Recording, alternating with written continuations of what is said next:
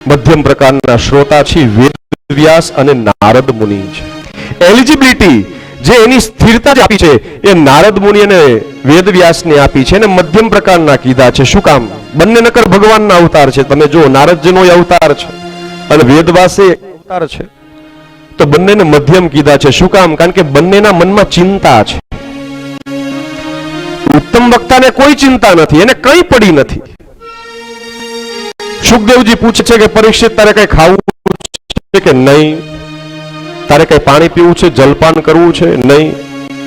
મને બસ પીવડાવો. પીબત ભાગવત સમાલય, પીવડાવો. એને બીજી કાંઈ પડી.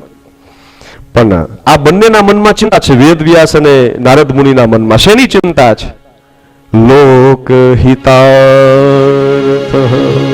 છે, જગતના કલ્યાણની ચિંતા. પણ ચિંતા તો છે જ મનમાં, એને ચિંતા તો રહે છે, જગતની ચિંતા છે, એટલે એને મધ્યમ કીધો છે.